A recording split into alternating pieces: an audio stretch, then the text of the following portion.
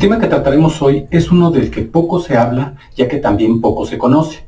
Sin embargo, tiene una importancia trascendente para la vida de nuestra América Latina, ya que paralelamente a la dominación, manipulación económica, ideológica, cultural y política de parte de los Estados Unidos sobre la inmensa mayoría de los países del continente, se encuentran elementos sumamente importantes como lo es el miedo y el terror, que se impone por diversos mecanismos. Pero en esta ocasión trataremos de las bases militares que tiene esta nación en nuestro continente, como muestra del poder que ejercen sobre nuestros pueblos y desde donde operan con apoyo de gobiernos de derecha que cuentan como aliados. Estados Unidos tiene cerca de 800 bases militares a lo largo del mundo, de ellas más de 76 en América Latina, y eso es lo que se sabe hasta el 9 de agosto del 2018, de las cuales la mayoría se reparten en 5 países de la siguiente forma. Puerto Rico cuenta con 12, Panamá 12, Colombia 9, Perú 8 y México 3.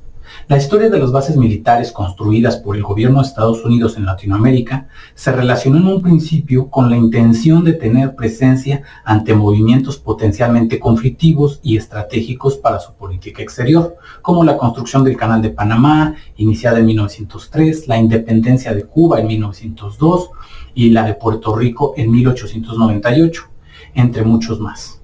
A partir de tales hechos, esta forma de protección de los intereses estadounidenses se expresó en la creación de una red de bases militares en Latinoamérica durante el siglo XX. Esta red de bases militares estadounidenses creció como parte de un proyecto colonialista a principios del siglo XX y prosiguió con la doctrina Monroe y especialmente con la Guerra Fría, periodos durante los cuales el interés de Estados Unidos se centró en prevenir la expansión del comunismo en América Latina, a pesar de no haberse instaurado en ningún país. Esto ha cambiado en los últimos años, ya que ahora se justifica el mantenimiento de las bases militares estadounidenses con la guerra contra el narco y contra el terrorismo. Si bien la presencia militar de Estados Unidos ha sido bienvenida por algunos gobiernos latinoamericanos, también ha sido temida y resistida por su historia de intervención, crímenes y violaciones de los derechos humanos. Estados Unidos perdió la base de Panamá en 1999 y Venezuela le negó el uso de su espacio aéreo. Perdió además una de sus bases en Ecuador en 2009. El número de tropas en las bases estadounidenses en Latinoamérica se ha reducido y disminuyó aún más cuando Ecuador terminó el arrendamiento de esa base.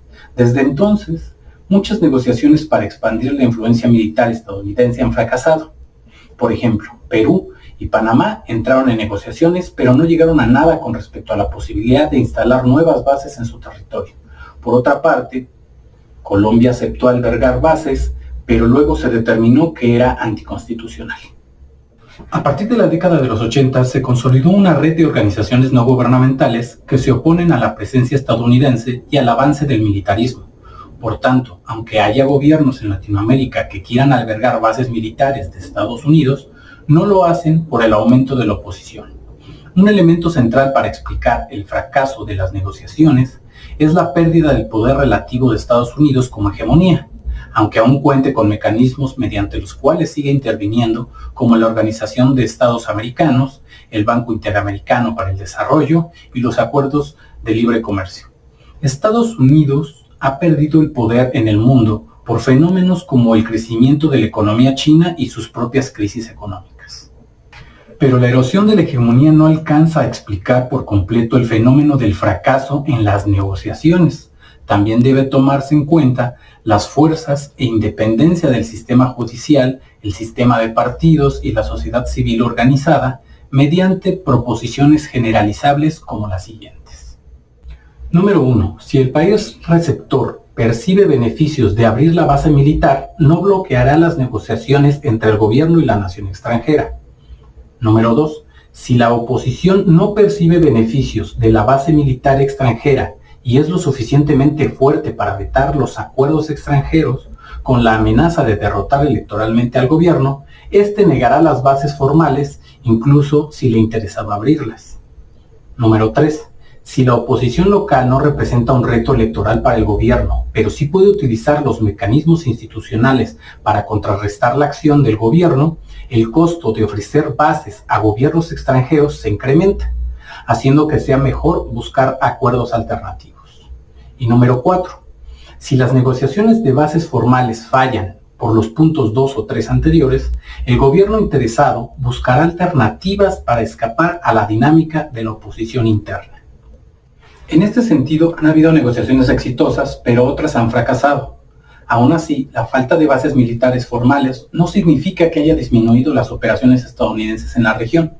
Estados Unidos ha instalado bases informales y secretas a las que llaman cuasibases en casi todos los países de la costa del Pacífico de América Latina. Estas bases ilegales han sido la alternativa que provee de acceso a los militares estadounidenses a los países donde las bases formales fueron cerradas o rechazadas. Son instaladas mediante negociaciones informales, acuerdos tácticos y apéndices oscuros en tratados. La diferencia entre las bases y las cuasibases radica solamente en el acuerdo legal. No se diferencian en tamaño ni en flexibilidad, sino en la falta de un convenio formal entre los dos países, lo que hace que las operaciones de Estados Unidos en estos países tengan mayor secrecía e informalidad. El hecho de tener cuasibases en América Latina permite que el gobierno estadounidense opere fuera de la ley. ¿Quién puede evitar pensar que con el pretexto de las guerras contra el narcotráfico no sean ellos mismos en sus aviones militares quienes transporten la droga con la mejor seguridad, o que se controle mejor los territorios en que se operan ilegalmente estas bases? Aún podemos recordar la amenaza de Estados Unidos a Venezuela. No obstante, también ejercen su poder mediante financiamientos a los ejércitos nacionales, donde operan sus bases, como en el Plan Colombia o la Iniciativa Mérida, que sustentan estos términos.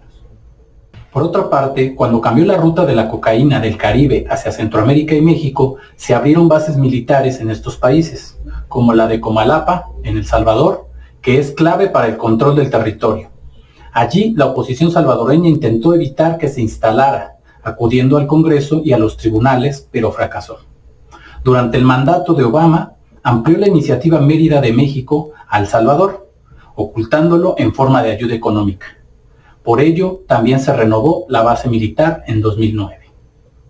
Esta situación también puede referirnos la verdadera intención de algunos opositores para obtener beneficios mayores ante los acuerdos, pues coludidos con el gobierno se aprovechan de los mismos a cambio de proteger los intereses de las empresas transnacionales y sus intereses financieros, dejando al pueblo sin derechos laborales y sin garantías individuales. Han reprimido la voz de los que no están de acuerdo con su sistema neoliberal, asesinando y desapareciendo inocentes que desean velar por el bien de su país. No olvidemos las masacres que se han creado a lo largo de Latinoamérica, sobre pretexto de combatir al narco. Esto nos hace preguntarnos, con tantas bases militares, ¿por qué no han acabado con el narcotráfico? Es fundamental que los pueblos latinoamericanos, en defensa de su soberanía, luchen por la salida de las bases militares, como en su momento lo hizo Ecuador, cuando estaba como presidente Rafael Correa, que al momento de cerrar la base militar en Manta, el gobierno estadounidense le dijo que no habría ningún problema con mantenerla en suelo ecuatoriano, y este a su vez les respondió que les pueden dar permiso para reinstalar la base siempre y cuando el gobierno de Ecuador pueda instalar una propia en Miami, a lo que no hubo respuesta alguna, solo el retiro de la base militar. En México debemos empezar por pedir información sobre por qué existen 3 bases militares en nuestro suelo y exigir su salida. Esta es una tarea de todos nosotros.